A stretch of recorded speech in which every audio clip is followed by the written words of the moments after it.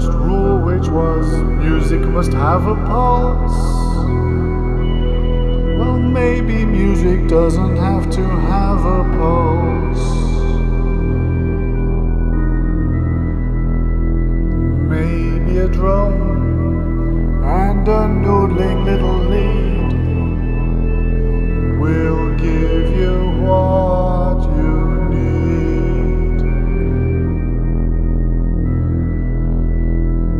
Try nodding your head to this. It's not really going to work. So maybe music doesn't need to have a pulse. That's exciting, isn't it? And so another way to mess with the pulse is this time we are going to put in something rhythmical on the grid, but we're going to mess with the down-up pattern. You know, when you got your pulse, you go down, up, or down, up, or down, up, or down, up, or down, up, or down, up, or down, up, or down, up, or down, up, or down, up, down, up, down, up. Well, what if we make the loop a really weird length so that at a certain point when it loops back, it goes down when it's supposed to go up. So you go down, up, down, up, down, down, up, something like this, right? It would look a bit like this. So you would make a loop that goes down, up, down, and then as it's supposed to go up, you loop it back around there. Feel what that feels like musically. This is an interesting one, right? So just pay attention to your emotions and to your musical intuition.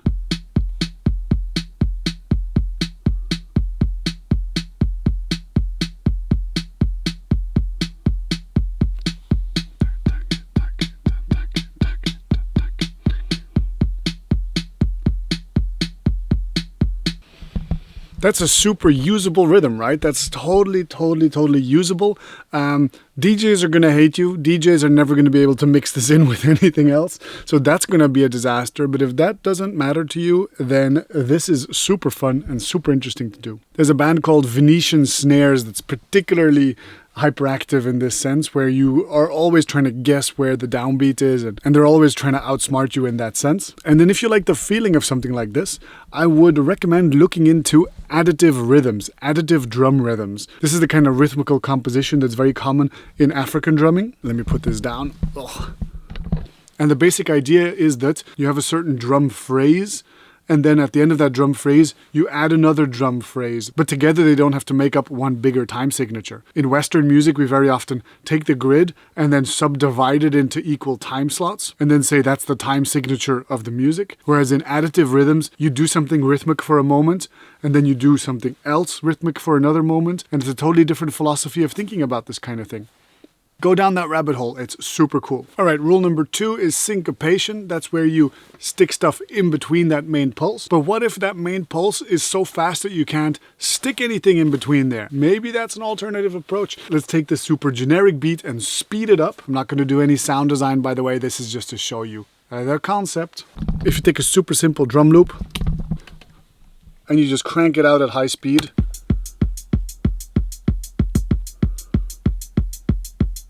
this is just the 808 chord kit, huh? Simple stuff.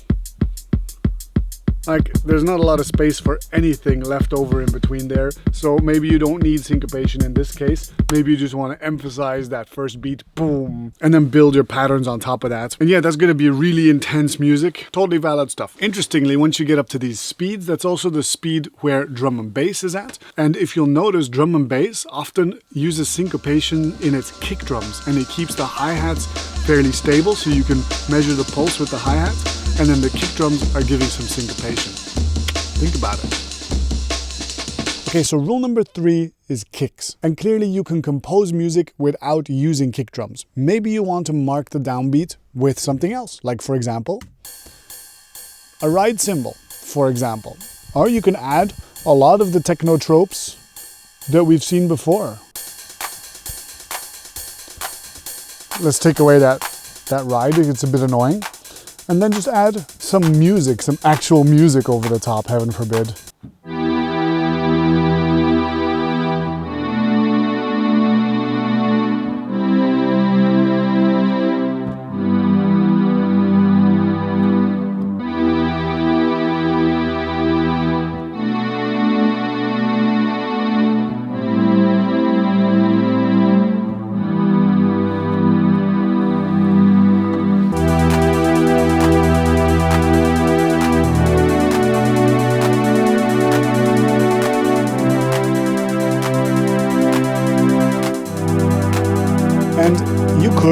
could develop this into an entire song without ever using a kick drum. And you might even want to be cheeky and go so far as to add an invisible kick drum that influences the song without actually being there. For example, in the form of a side chain. So for example, this kick drum is the kick drum that we are not going to add. So what we're going to do is we're going to mute it. We're going to take our big chords, and on those chords we're going to put a compressor, but specifically in side chain mode, where we're going to take the audio from that kick drum. You can see the audio showing up here, and we're just going to drag the threshold down until that subtle pumping happens. And now it feels like there's a kick drum. We can adjust the release as well. But we feel the pulse underneath it. That's pretty nice, no? Let's add back in those 99s.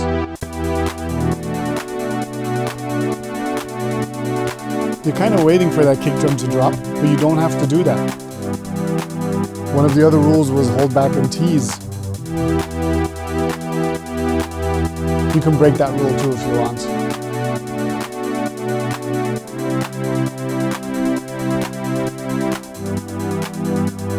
I'm vibing with this actually. I feel like I want this to be a whole song.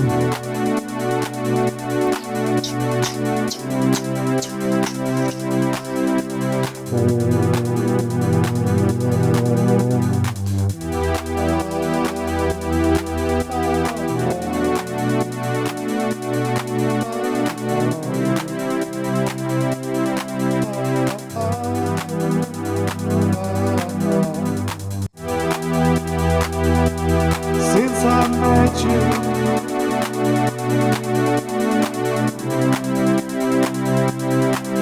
we're breaking all the rules. Since I met you,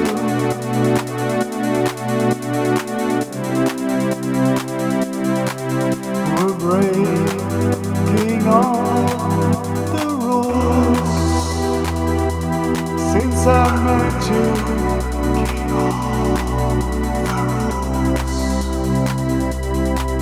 we're breaking all the rules. Since I met you,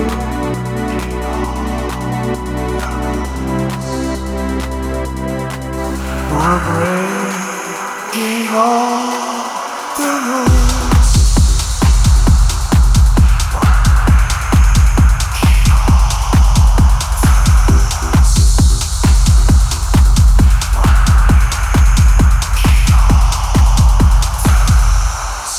Yeah, pow, pow, pow, pow, pow.